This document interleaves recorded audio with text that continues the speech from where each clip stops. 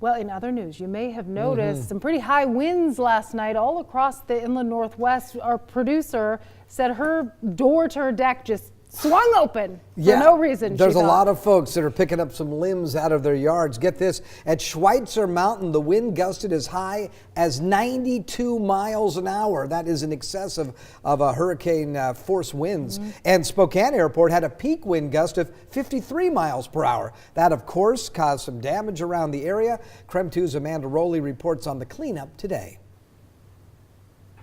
Yeah, Tom and Jane, the biggest cleanup city crews are responding to was mostly up here on the South Hill. And right here we're at Regal and 17th.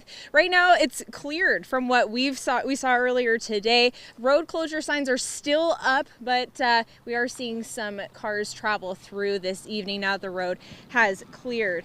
Now, we talked to this homeowner here behind me whose tree, take a look, uprooted last night. We've been talking about it all morning, all last night, uprooted last night in the windstorm. And he says in the 19 years that they've lived here, they haven't had a tree come down until now. And I tried to take a look at how many years this tree has been here. Looking at the rings, I stopped at 60 years. I'm sure way more than that.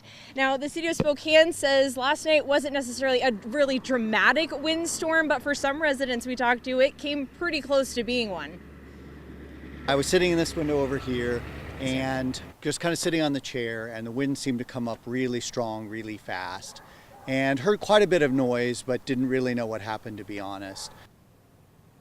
Mark McEllen lives near 28th and Perry on the South Hill, and the tree in his yard uprooted and landed on his neighbor's car parked on the street. You can see from the video here, Mark is barely as tall as the base of the tree. It's pretty incredible.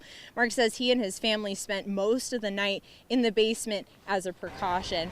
Now, the city of Spokane says crews responded to about 4 areas, mostly on the South Hill, to clear away downed areas. As far as cleanup goes, they are going to clear away pretty much what they did here, sidewalk to sidewalk, and it's pretty much cleared now. But whatever's left in someone's yard is the homeowner's responsibility.